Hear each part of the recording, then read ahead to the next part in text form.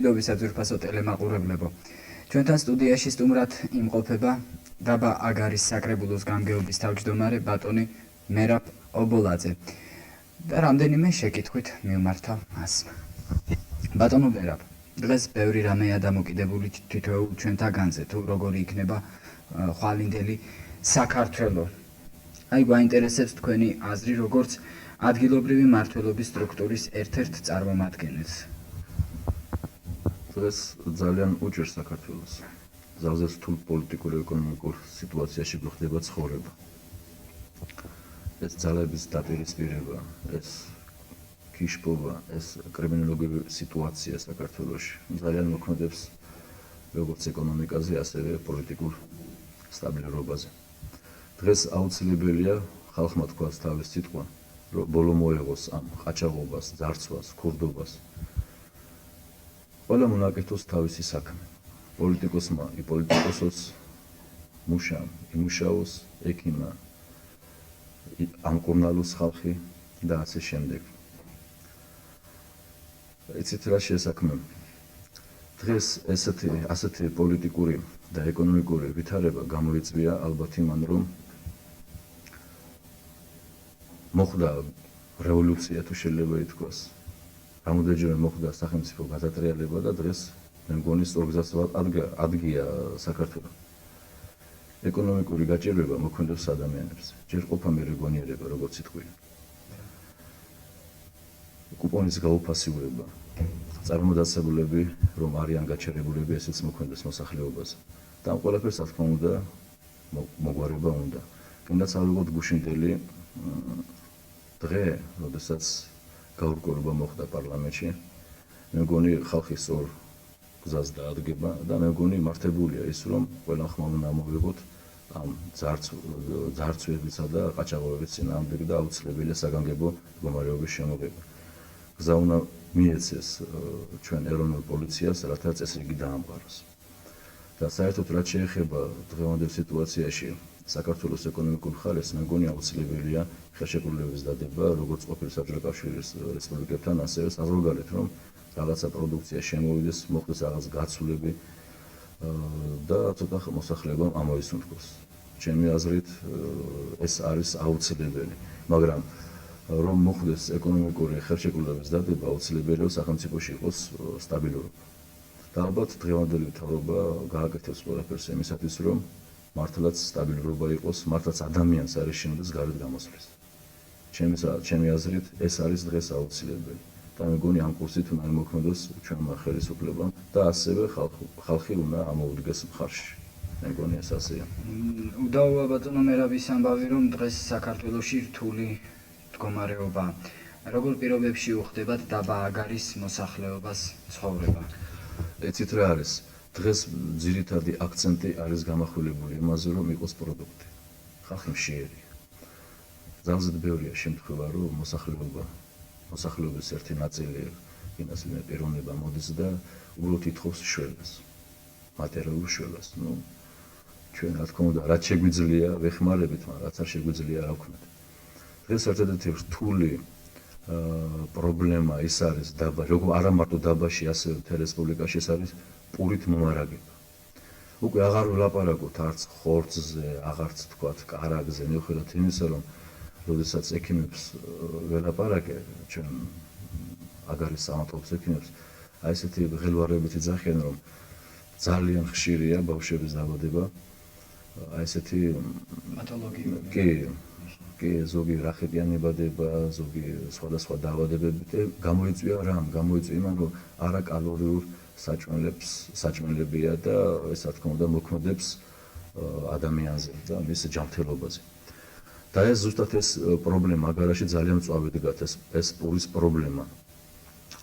თქვენ ალბათ გაიგებთ იმასაც, რომ რამოდენიმეჯერ თავისი ძალზე დიდი უკმაყოფილება გამოიწვია მოსახლეობაში და აქციასაც კი ესეთი აქცია ჩაატარეს დაბაში, რომ გადაკეტილი იქნა რკინიგზა, რომ ამ არ აცხებოდა დაბაში პური. ესე იგი რა ღონისძიება ვიხმარეთ, რა გავაკეთეთ? ჩვენ ძალზე დიდ პრობლემების წინაშე ვდგევართ. აგარაში არის ფურნე, რომელიც 30-იან წლებში აშენებული და მისი წარმადობა არა ყოფნის მოსულას იგი ჩვენ დღეში გვჭირდება 4 ტონა ნახევარი გამომცხვარი პური. მე იმას არ ვიძახი რომ ვთქვათ ფქვილი არ მოდის.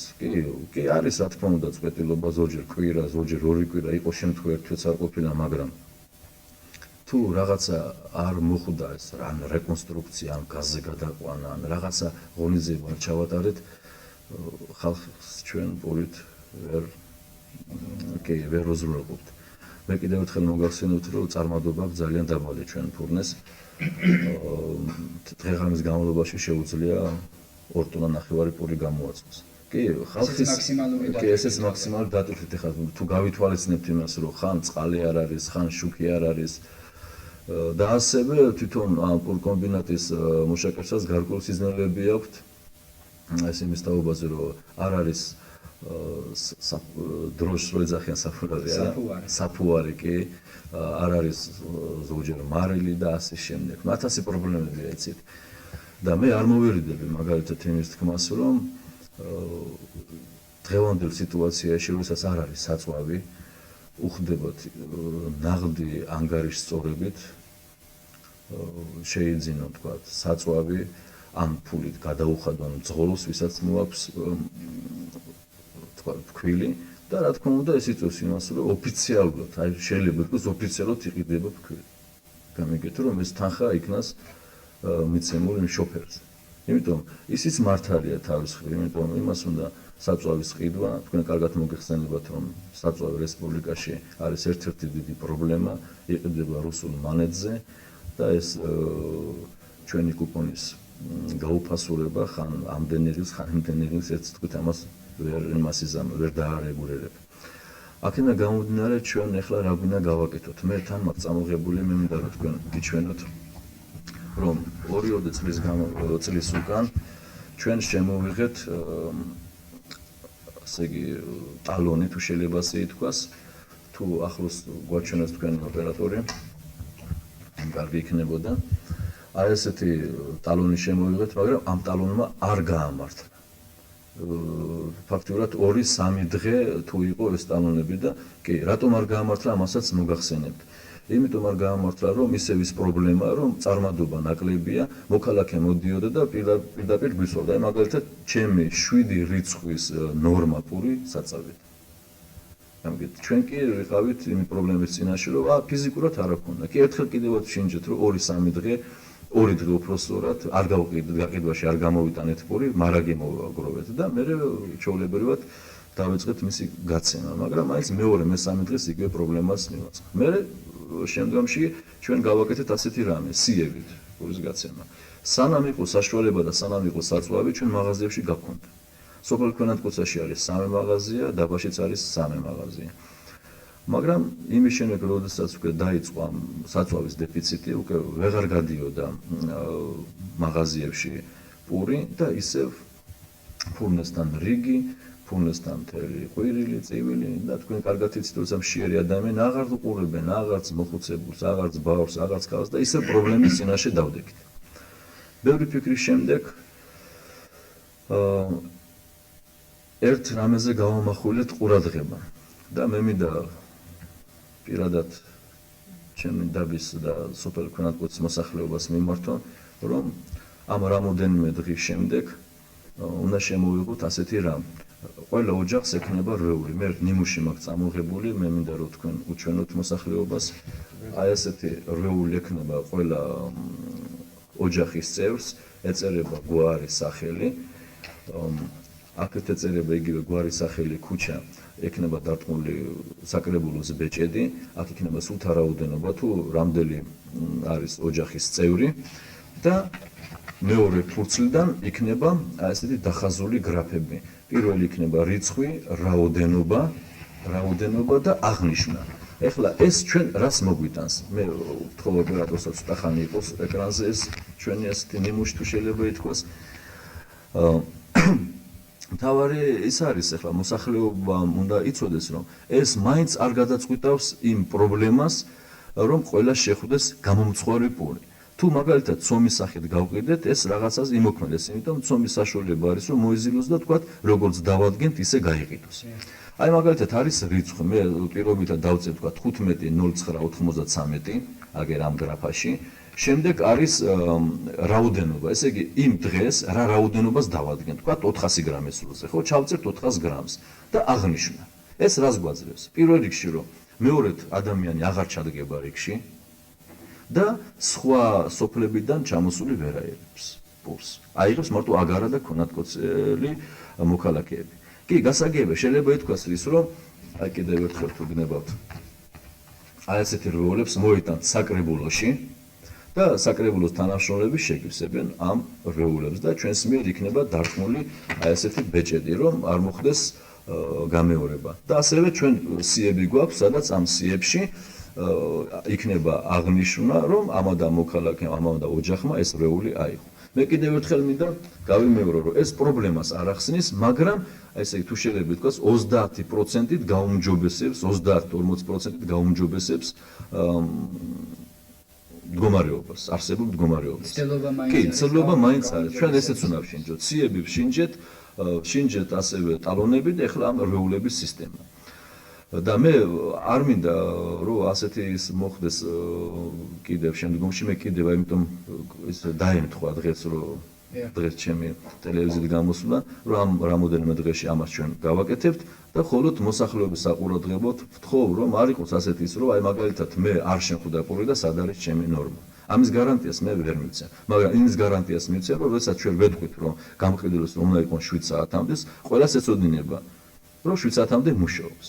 კი, რა თქმა უნდა, ცომის გაყიდვის შემთხვევაში 7 საათამდე მისი ნორმა ცომი იქნება. ხოლო თუ ჩვენ პლუს გამოვაცხობთ, რა თქმა უნდა, იქ ალბათ უკვე ისე დასწრებაზე იქნება. მაგრამ კიდევ ვიმეორებ, რომ განმეორებით პიროვნება არ ჩადგება რიგში. იცით რა არის? ერთადერთი დიდი პრობლემა და ერთადერთი დიდი მინუსი ის არის, რომ დღეს მდგომარეობით ყველა ოჯახს ახლა ქათამიცა ყავს, იქ ღორს ზდის და ასე შემდეგ. საკვების ღირებულობა ეს ქერია, ქატუა თუ რაც არის 700 და კიდევ ზემოთ ფასები. საბაზრო ფასებს უკვე აღარ ვლაპარაკ, სახელმწიფო ფასს ვლაპარაკ. და პურის ღირებულობა არის 75 კუპონი. ნუ რა თქმა უნდა, იმ პიროვნებას, იმ მოქალაქეს ურჩევნია ორჯერ, სამჯერ დადგეს რიგში და აიღოს ეს გამოცხარი პური იქნება თუ ცომი და აჭამოს გინდაც კატამ. კი, იცით რა არის? ერთი მხრივ ისინიც მართლები არის. მაგრამ მეორე მხრივ ჩვენც რა ვქნათ? მთელი ეს ასე ვთქვათ, უკმაყოფილება ხო ჩვენ საკრებულოში შემოდის. აი ეს რაც შეეხება პურის პრობლემას. ასევე ძირითადი პრობლემა მე ყურადღებას მარტო ამახვილებ ამ პროდუქტის მომარაგებას, იმიტომ ხალხში იცით შიმშილია. მეორე პრობლემა ის არის, რომ დღეს ვიყავი მე იყო რაიონულ გამგეობაში იყო თათბირი, იქ გამოვიდა ბატონი სერგო ვარდსაშვილი, რაიონის რაიკავშირის თავმჯდომარე. მან მოსახლეობას იქ დამსწრეს მოახსენა, რომ ჭუპრის ციხიდან უნდა შემოვიტანოთ შაქარი და გაიცეს ნორმირებული შაქარი. მაგრამ დგას იმ ესე იგი პრობლემების წინაშე, რომ იქ არავითარ შემთხვევაში არ შეიძლება მიიყვანოს რაიკავშირმა თავის მუშები და დატვირთოს მანქანაში ჩამოიყვანოს. მე საერთოდ პრობლემაზე აღარ ვლაპარაკობ. რაიონული გამგეობის დახმარებით იქნა გამოყოფილი 1 ტონა საწვავი, მოგვეხმარა ამაში ფალავანი, ეს არის კოოპერატივი თუ ფირმა ფალავანი, იქ მოხდა რაღაც გაცვლა და მიწეს საწვავი. მაგრამ პრობლემა იმაშია, რომ მოსახლეობა არის უკმაყოფილო. და რაზე? რომ რატომ გაიყიდა ამ ფასად, რატომ არ გაიყიდა იმ ფასად? რაიონში, ხაშურის რაიონში გაიყიდა თქვა ამ ფასად, ჩვენ რაიონში გაიყიდა სხვა ფასად. კი, უფრო მეტად.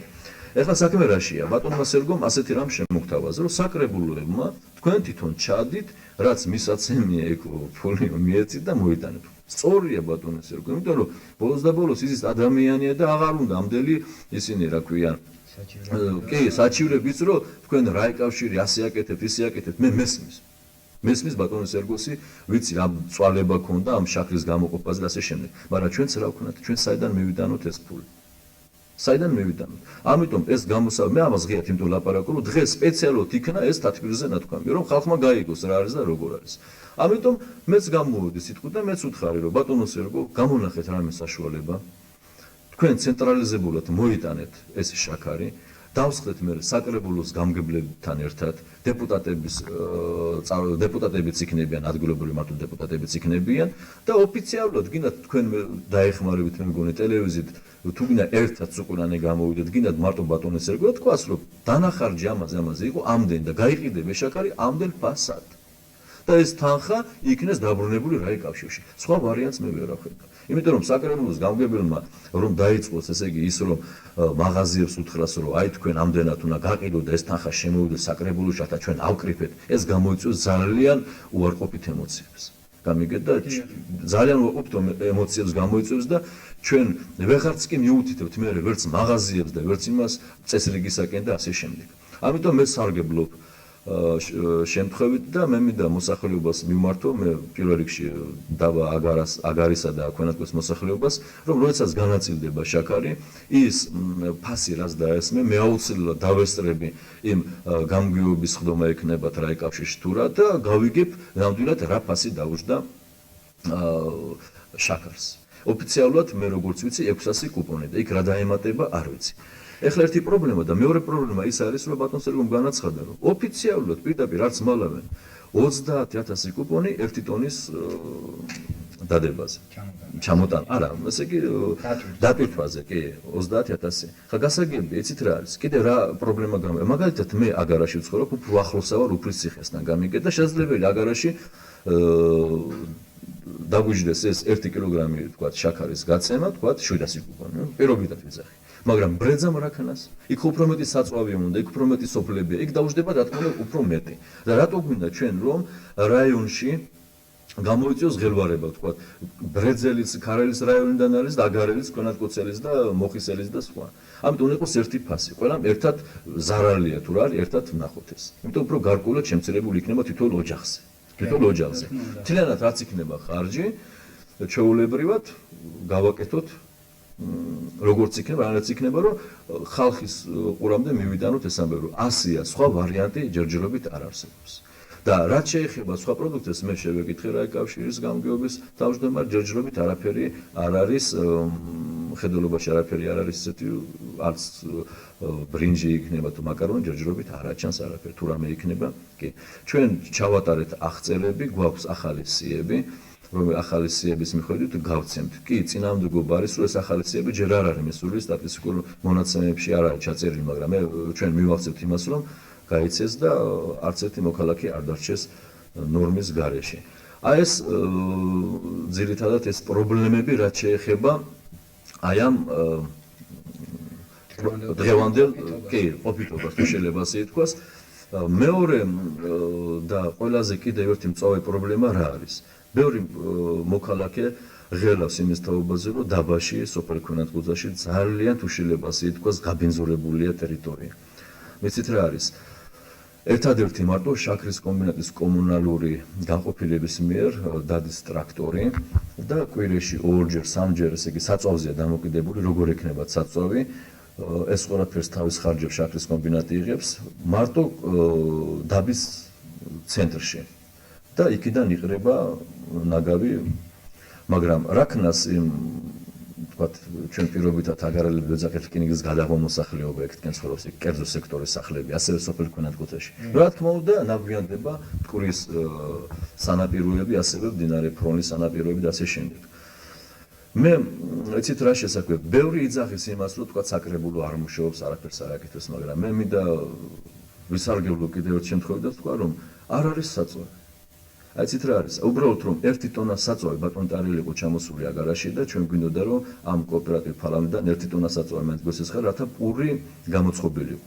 ნუ იქ ქონდა გარკვეული სიზნელები აქ იმ კოოპერატივს და უბრალოდ ასეთი მე არ ვეთქვი ულტიმატუმი, ხა გასაგებია მათი პოზიციაც. რომ 3 კილო ქერში ან ხორბაში ცვლიან.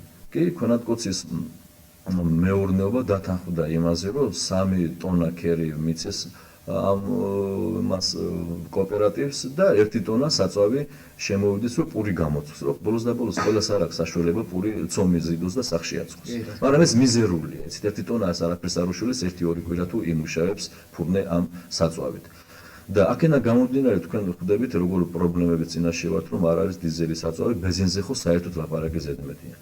თქვენ კარგად იცით რომ ჩამოყალიბდა კომისია აი ამ ქოლერის საწინააღმდეგო ჯგუფი ჩამოყალიბდა კიდევაც დავსვი საკითხი რა გამგებაში 200 ლიტრა მაინც მომეცით საწვავი აი მე ჩემთან მექნება ჩასხმული და ყოველ დილით ჩაუსხავ ტრაქტორს რათა ყოველდღიურად ცენტრში მაინც იმოქმედოს ცენტრშია დაქცეული ეს მთელი კომუნიკაცია მისი გაბინძურება უკვე იწევს ძალიან დიდ სირთულეებს და ყველაფერს გამოიწვევს. იმიტომ რომ არის 5 სართულიანი შენობები, იქ თუ კანალიზაციის ტრუბები გაიბიდნენ, უკვე და კერძო სექტორში მაინც სადღაც ყრიან ან ორმოს იღებენ იქ. ეს არის მარტო აგარის პრობლემა კი არა, საერთოდ არა მარტო რაიონის, არამედ რესპუბლიკაში. თქვენ ხედავთ როგორ არის თბილისშიც გაბინძურებული ყველაფერი და ამიტომ მე მინდა რომ მოსახლეობამ რეალურად შეხედოს და უნდა გვანაშაულოს ჩვენ საკრებულოს რომ ჩვენ უმოქმედოთ ვართ. ბატონო მერაბ, ახლა პრივატიზაციასაც შევეხოთ ერთი შეკითხვით, როგორ მიმდინარეობს დაბა აგარაში პრივატიზაცია და სხვადასხვა სახელმწიფო ობიექტების როგორც მიწის, ასევე სხვადასხვა სახელმწიფო ობიექტების. იცით რა არის, როდესაც კი დაიწყო ეს მიწების პრივატიზაცია, მე აქედან დავიწყებ და უფრო გავრცელებული არის ეს მიწების პრივატიზაცია. მე ვიყავი წინააღმდეგი. პირადად ჩემი მოსაზრება იყო. როგორც მოქალაქის, როგორც საკრებულოს გამგებლის და რატომ? მე მოკლედ მოგახსენებთ ამის თაობას, იმიტომ ეს ძალიან მნიშვნელოვანია. ეს ჩემი პირადი აზრი კიდევ ერთხელ ვიმეორებ. მიწების პრივატიზაცია ჯერ ეს ერთი იქიდან გამომდინარე, რომ ჩვენ ესეთი წინააღმდეგობას შევეყარეთ, რომ პირველ რიგში არ იყო გამოკვეთილი ის, რომ თუ ვის უნდა მივცეთ, ვიზე უნდა გავცეთ მიწის ნაკვეთები. მე ხედულობაში მაქვს ეროვნებებზე. იმიტომ რომ მაშინ იცით რა არის? თქვენ კარგად იცით როგორ იქნო გამოკვეთილი ეს, რომ აი სამაჩაბლოში ომი მიდის და თქვენ მაგათ 20 ეროვნების მოქალაქეს მიწის ფართი მიეცით. გამიგეთ? არც არსად არ წერია, რომ უნდა მიცეთ თუ არ უნდა მიცეთ, ეს პრობლემა. აგინაც აზერბაიჯანის მოსახლეობაზე, აგინაც სომეხ მოსახლეობას და ვერც თქვით სხვა ეროვნებას. ეს მე მგონი არ იყო არასწორად. მე მგონი მონაყოფილი იყო მოქალაქეობის სტატუსი და მე ყოფილიყო მიწები გაცემული. ეგ ერთი პრობლემა. მეორე პრობლემა ის, რომ ჩვენ გლეხს თუ ვიმეს მოქალაქეს ვაძლევ მიწის ფართს და იმან არ იცის რა უნდა გადაიხადოს, რა უნდა იყოს გადასახდელი. მე ცოტა ესეთი ღარიბი მაგალითით ვიტყვი, რომ როდესაც რაღაცა რიგდება და არის განუსაზღვრელი, აი გინდაც მაგათ რო ვიტყვი, რომ კენტი უნდა გადაიღო, ხო? არის ჩვენთან ასეთ კი? კენტი არის 1, 3, 5 და ასე შემდეგ, 11 და 13. გამიგეთ? მე ვიტყვი მაგალითად აგარაში, რომ ჯერთი პრობლემა იყო ის, რომ ჩვენ მიწის ფართს არ გვაძლევდა სოფელი ქვენათკოცა, მე ახლა მინდა ვისარგებლო შემთხვევით და აგარის სახელით და მთელი მოსახლეობის სახელით დიდი მადლობა მოუხადო ქვენათკოცელ მოქალაქეებს, ქვენათკოცელ სოფელს, რათა 110 ჰექტარი გადმოსცა აგარას. იცით რა არის? შესაძლებელი იყო, რომ ეთქვა უარი და არ გამოგცემდნენ და დარჩებოდა მოსახლეობა მიწის ფართის გარეშე. აგარ არის 32 წლებში დაარსებული და მიწის ფართი არ გააჩნია. თვითონ აგარ არის ქვენათკოცის მიწებზე დაარსებული, გამიგეთ? აი ახლა მაგალითად ჩვენ გვაქვს მიწის ფართი 15 ჰექტარს ვითხოვთ მოხსის მინდვრებიდან, რომელიც ესე იგი აგარიდან არის 200 მეტრში და სოფელ მოხსიდან 9 კილომეტრში. თვითონ მოსახლეობა წინააღმდეგია. მე ახლა ვიძახი, აგერ ყველა მოისმენს იმას, რომ მიმართეთ სახელმწიფო აპარატს, სახელმწიფო აპარატის მეთაურს მიმართე, იქიდან გადაეგზავნა ეს წერილი ბატონ თემურ ფიფიასთან, ეს მოგესალმებათ ჩვენ რეგიონს კურირებს და ისევ ეს წერილი დაუბრუნდა რაიონულ გამგეობას, რომ დაეხმარეთ. კი, რაიონულ გამგეობა ჩვენ დაგვეხმარა და გამოგვიყო ეს ფართი. მაგრამ წინააღმდეგობა მაინც არის და ჩვენ ახლა მივმართეთ უпроსტად რაიონულ გამგეობა მიმართა სოფლის მეურნეობის სამინისტროს, რომ იმათი წარმომადგენლები ჩამოვიდნენ და ადგილზე ნახონ და შეაფასონ რა სიტუაცია არის აგარაში და მართლაც ჭირდებათ თუ არა ჭირდებათ მიწის ფართობები. მე ცოტა შორს წავედი და ამიტომ რომ დავაკონკრეტო ჩემი საუბარი ამის შესახებ, მე ერთ რამეს ვიტყვი. აუცილებლად მე მიმაჩნია ასე, რომ უნდა ყოფილიყო სააუჩერო სისტემა, როგორც რუსეთში რომ არის სააუჩერო საპრივატიზაციო ჩეკები. და ქონოდა მოსახლეობას იმ საშუალება, რის საშუალებაც აქვს, ის იყიდე, შეისყიდე, შენ კერძო საკუთრებაში იყოს. დღეს ძალიან ბევრს უკანონოდ აქვს მიღებული, მე ამას ვაღიარებ. მე ამას ვაღიარებ, იმიტომ რომ ჯერ ესეთი კონტროლის გაწევა ძნელი იყო. მიუხედავად იმისა, რომ კომისიის წევრები წევრები ხო ასე იგი არც ხელფასღებულობდნენ, არც არაფერი უბრალოდ საზოგადოებრივ საწყისებზე ანაწილებდნენ მიწის ფართს. გამიგეთ, ეს მარტო აგარაში კი არა, ყველგან მოხდა თელ რაიონში, თელ რესპუბლიკაში. ეხლა ვიღაცას არ უნდა მეზობლის წყენა, ვიღაცას არ უნდა გულახდილად ვიტყვი, ვიღაცას ავტომატისა შეეშინა, ვიღაცას რაღაცა ზოგი შეიჭირა, გამიგეთ და ეს ყველაფერი პრობლემებმა მოიყარა ერთად თავი და რა თქმა უნდა, ბევრი დარჩა მიწის ფართის გარეშე. ერთადერთი გამოსავალს მე რას ხვდა? პრინციპულობა, როდესაც იქნება მიწის ნაკვეთების დამტკიცება. აი მეც ეხლა დღეს გადმომცეს, არის ასეთი ბლანკი, მიღება ჩაბარების აქტი, ის შეიცვალა, რაც იყო არსებული, მიუხედავად იმისა, ჩვენ ფული ჩავიწყე და გვაქვს. აი ასეთი მიღება ჩაბარების აქტი იქნება. აქ ესე იგი იქნება ყოველ ნაკვეთზე ესე იგი ვინ არის მეზობელი სამხრეთით, აღმოსავლეთ, ჩრდილოეთით და ასე შემდეგ. აქ იქნება რაოდენობა თუ მოქალაქემ რამდენი მიწის ფართი მიიღო და უკვე თუ ჩვენ საკრებულო და კომისია, მიწის რესურსის კომისია, ვინც გაანაწილა მიწის ფართი, ზედმეტ ფართს დაუმტკიცებს და გასცემს ამ მიღება ჩაბარების აქტს, ის უკვე აკეთებს დანაშაულს. აი აქ უკვე ჩვენ უკვე კანონს ვაწყდებით. აი ესეთი რაღაც სისტემა, კანონიერი სისტემა უნდა შემოღობილიყო და ეს პრობლემა სოფელს დაეჯახა ზოგი მეზობელს ეჩხუბა და ასე შემდეგ აი ამის გამო. აი უკვე აქ მართლა ჩვენ პრინციპულობა, როდესაც უკვე იქნება იმის ბრძანება, რომ გავცეთ მიღება ჩაბარების აქტები, აქ უნდა უკვე პრინციპულობა და ბევრი ნაკვეთები დარჩება ის. იმიტომ რომ მე მაგალითად ჩემ თავზე არ ავიღებ იმას, რომ ვიღაცას არ ეკუთვნის და მე მიწის ფართი დავუმტკიცო.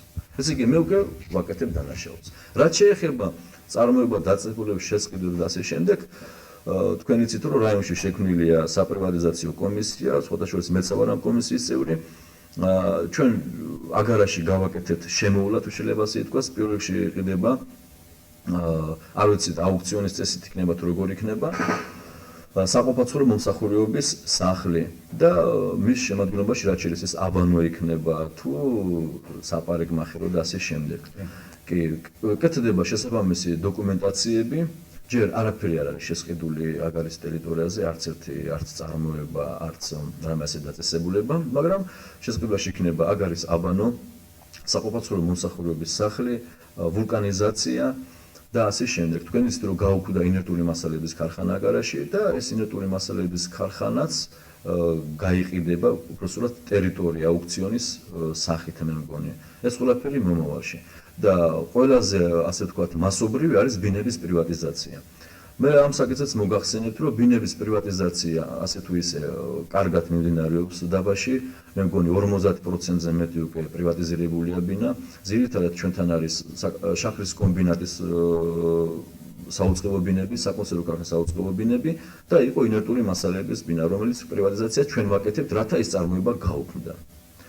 ნუ მე კიდევ ერთხელ მოგახსენებთ, რომ 50-60% უკვე არის პრივატიზირებული.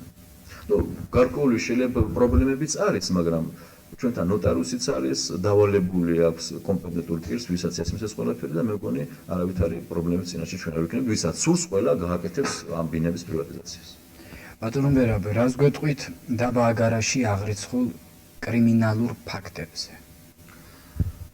იცით, დაბა აგარაში მართლაც იყო დრო, როდესაც პირველ ადგილზე ვიყავით, თუ შეიძლება ასე ითქვათ, აი ამ საკითხში კრიმინოლოგიური ვითარება იყო ძალზედ რთული. ეს ძირითადად იყო მაშინ, როდესაც გამწვავებული იყო მდგომარეობა სამაჩაბლოში. ყოველდღე სროლები, ძარცვა, ყაჩაღობა და ასე შემდეგ. მე ძველ მონაცემებს არ მიმართავ, წელს როგორც მე ინფორმირებული ვარ, 8 დანაშაული მოხდა, ყაჩაღობასაც ქონდა ადგილი, ქურდობასაც ქონდა ადგილი და 5 დანაშაული იქნა გახსნილი, კი, 3 ჯერ გაუხსნელია. შედარება არ არის, უფრო სიწყნარია, მაგრამ იყო ფაქტები იქ უბრალოდ ქურდობის ფაქტები იყო, ასეთი წვრილმანი ქათამი მოიპარეს, თქვა ქათმები მოიპარეს ის, მაგრამ ეხლა წვრილმანი გააჩნია ვისთვის ერთი ქათმის ფასი, კი, ერთი ქათმის ფასი სასწაულად გაიზარდა და ყველა ოჯახი ეკონომიურად ცხოვრობს, რომ ქათამის გაზარდოს და რაღაცა შვილები ყავს, შვილიშვილები ყავს. ნუ ყველაფერი იცის გაჭირვებამ და თუ ესე წავედით, ისევ იმ პირველ საკითხს ვუბრუნდებით საქართველოში შექმნილი ეკონომიკური, პოლიტიკური სიტუაცია. ამას ყველაფერს გამოსწორებულა და ამას სჭირდება დრო. ერთი სიტყვით რაც შეეხება და რაც შეეხება კრიმინალურ ფაქტებს, უფრო შედარებით უკეთესობისაკენ არის. ჩვენთან არის ქვეგანყოფილება გახსნილი, საკმაოდ კარგი სპეციალისტები არიან, მაგრამ ყველაზე რთული საკითხი დღეს ჩვენთან რაც არის, ეს არის ის, რომ იპარავენ ამ ტელეფონის კაბელებს, სპილენძის პრობლემა, ეს ყველგან არის, მაგრამ აგარაში მაინც და მე უბრალოდ შესაძლებელია იმ პიროვნება, ვისაც ეს აქვს გაკეთებული, ან ვისაც სურს გაკეთება, მე შემეძლია მას ბევრი, ეს არის ჩანაფიქრი, წინასაფიქრობენ რაღაცის გაკეთებაზე. მე მიმართავ, რომ ეს არ შეიძლება მის გაკეთება. იმიტომ შესაძლებელია ხვალის სატელეფონო კავშირი თვითონ მის ოჯახს დაჭირდეს. თვითონ გახდეს დაუცველი, გამიგეთ? და ამიტომ ეს ამის პატიება არ შეიძლება. ამის პატიება არ შეიძლება, იმიტომ რომ დღეს კავშირი ხო ხილათ როგორ ვითარდება სიტუაცია. ყოველთვის გვჭირდება ან სახანძრო დაგჭირდა, ან მილიცია დაგჭირდა, ან რაღაცა ან ექიმი დაგჭირდა. და იცით რა არის, ერთადერთი ის რაც მაგალითად მე მაქვს ხოლმე შეხვედრა პოლიციის თანამშრომლებთან, არ აქვს საწვავი, ვერ მოძრაობენ. ნუ აღარ ვლაპარაკობთ სახელმწიფო ავტოტრანსპორტზე, თავის პირად მანქანებით, ავტომობილებით სარგებლობენ, მაგრამ არ აქვს საწვავი, ვერ გადიან. აი შემთხვევით აგარა დიდია, ქვანათკუცა დიდია. აი უნდათ გასულა, გამიგეთ, ფეხით უნდა გავი. შესაძლებელი ისეთი საქმე იყოს, რომ უბნის რწმუნებული ორჯერ, სამჯერ გავიდეს ერთი და იგივე, თქვათ, რაიონში თუ ერთი და იგივე ქუჩაზე და ასე შემდეგ. არ აქვს მაგის საშუალება. და ერთადერთი მე მაგალითად შეიძლება ამ სიტუაცია, ამ საკითხს არ ეხება, მაგრამ ჩემი აზრით, პოლიციას დღეს უნდა ქონდეს ძალიან დიდი ხელფასი. ხელფასი უნდა ქონდეს, რომ ის არავითარ მაფიაში, არავითარ აი ესეთ მაპატეთ თუ შეიძლება ითქვას ალიანსში არავისთან არ გავიდეს. ალბათ ამაზეც იფიქრებენ და ალბათ ამაზეც რაღაცას გაამახვილებენ ყურადღებას, მაგრამ უნდა მოკითხო, როგორ რანაირად და როგორ უნდა იმუშაოს დღეს პოლიციამ. და საერთოდ მე კიდე მინდა გავამახვილო ყურადღება, რომ დღეს ასე თუ ისე შემცირებულია ასეთი დანაშაულებები, კი არის მცირეოდენი რაღაც დანაშაულებები, მაგრამ იმ სიდიდით არა, როგორც ადრე იყო. ნუ აქ მაინც არის როლა. ეს ყველგან არის ასე, სანამ იარაღი არ ამოიღება, ამის პრობლემა ალბათ ყოველთვის იქნება. და ბოლოს ერთი ასეთი შეკითხვა დამრჩა, სადაც არის ზამთარი მოგვადგება კარს და აი ზამთრის წინა პერიოდისათვის როგორ აგაქვთ მზადება? იცით რა შესაქმე? კი, ორ თვეში, ერთ თვეში უკვე სიცივეები წავა, ძირითადი პრობლემა რა არის, რომ ჩვენთან არ არის ცენტრალიზებული გათბობა, ეს ადრე იყო ხოლმე, ახლა ყველაფერი მოშლილია და ძალზე დიდ პრობლემის წინაშე ვდგევართ. ერთადერთი საშველი ის არის, ერთადერთი ის ოცნება ის არის, რომ ღმერთმა არ აქნას, რომ გამოგვირთოს გაზი. შარშანი იყო ასეთი შემთხვევა და ძალზე ბევრი გაიჩეხა ქარსაცავი ზოლები და ძალზე ბევრი ხე იქნა მოჭრილი, რომელიც ზიანს აყენებს, რა თქმა უნდა, მთლიანად მთელ დაბას. ნუ არ ვიცი, იმედები გვაქვს იმის, რომ გაზი იქნება, მაგრამ პრობლემას ეს არ ახსნის პირად ოჯახებში, კერძოდ სოფელ ქვენათკოცაში, ასევე დაბაში, კერძოდ სექტორში. ძირითადი გამახვილებული არის ახლა ყურადღება სკოლებზე, საბავშვო ბაღებზე, ბიბლიოთეკებზე და ასე შემდეგ, ბიუჯეტურ ორგანიზაციებზე. რაიმე გამგეობის გადაწყვეტილებით არის გამოყოფილი თანხა, ამ თანხით ჩვენ შეგვიძლია როგორც გადარიცხვით, ასე პირად ანგარიშსწორებით შევსყიდოთ, ან დავამზადოთ შეშა, ან ნახშირი ვიყიდოთ და ასე შემდეგ. მაგრამ ყველაზე დიდი პრობლემა, თქვათ ეს ყველაფერი მოაგვართ, არის მინის პრობლემა. თქვენ კარგად მოგეხსენებათ, რომ ბავშვი ბავშვია, ან ფანჯარას ჩაამტვრევს, ან კარებს დაამტვრევს, ეს კარგად იცით თქვენ და როგორც აგარის სკოლაში, ასევე ქვენათკოცის სკოლაში არის სირთულეები ამასთან დაკავშირებით, რომ არ არის მინა. ერთადერთი გამოსავალი ჩვენ ნახეთ ის, რომ უნდა შევიძინოთ ცელოფანი, ან რამე ფანერა რო ავაფაროთ. ეს სამარცხვინო, მაგრამ რა ვქნათ, ასეთი პრობლემის კი სულ არარაობას ეს ჯობია. გამიგეთ და ეცით რა არის, ისედაც მასწავლებლის შრომას, რომ დღეს მართლა ფასი არ აქვს და პირიქით უნდა იყოს, რომ ფასი უნდა ქონდეს, უნდა დავაფასოთ და რაღაცა უნდა გავაკეთოთ, რომ ხელი შეუწყოთ. ყველანაირად აი მასწავლებელი დღეს ერთ მდგომარეობაშია, რომ მიუხედავად იმისა, რომ აღზარდოს ჩვენი შვილები და ეს სიცივეში, ეგინაც მე წეგან გამორჩა იმისა, რომ რაღაც უნდა მოვიფიქროთ ის, რომ თქვენ წარმოიდგინეთ, რომ მასწავლებელი იდგეს 3-4 საათი პურის რიგში, გამიგეთ, აი ეს მაპატეთ რა გადაუხვეთ ემას, აი ძალიან დაუცველია დღეს პედაგოგი, ასევე ბევრი გინაც ექიმი, გინაც საბავშვო ბაღის იგივე პედაგოგები არიან და რაღაც ღონე უნდა ვიხმაროთ, იმიტომ რომ ნუ სხვა გამოსავალი არ არის და დღეს მდგომარეობით მე იმედი მაქვს რომ მოამარაგებთ შეშით მაინც გამიგეთ ქონა კოცის სკოლას აგარ სკოლა დამოკიდებულია მარტო და მარტო გაზზე და შუქზე იმიტომ რომ იქ არ არის ფეჩები შეძენილი არის იქ ცენტრალიზებული გათუბა თვითონ დამონტაჟებული და ერთადერთი ღმერთის წყალობით რომ გაზი იყოს და გათმენ ბავშვები აი ასეთი პრობლემების წინაშე ვდგევართ და მოსახლეობაშიც რა თქმა უნდა ძირითად იმას ხმარობენ გაზს მაგრამ ერთი პრობლემა ის არის რომ ძალიან ცუდად მიმდინარეობს ამ გაზის ფულის ამოღება მოსახლეობამ იმიტომ მოსახლეობას უჭირს ძირითადად არ გააჩნია სახსრები რომ გადაიხადოს ეს ფული და გადასახადი ძალიან გაიზარდა გადასახადი ხელფასები იგივე დარჩა გამიგეთ და ამიტომ ბევრი ვერ იხდის გაზის ფულს მაგრამ გათხოვა ხო უნდა ამიტომ შესაძლებელია ეგებ წავიდეს ბოლოს და ბოლოს ეს სტაბილურობა პოლიტიკური და ეკონომიკური და ეგებ რაღაცა შეღავათი გაეწიოს მოსახლეობას და მოსახლეობა ძალიან უკიდურეს გაჭირვებაში არის მე იზღა დამრჩენია ბატონო მერაბ მადლობა გადაგიხადოთ ჩვენი ტელემაყურებლების და ტელევიზიის სახელით აქ ჩვენთან მობრძანებისათვის და ინტერვიუსათვის გმადლობთ.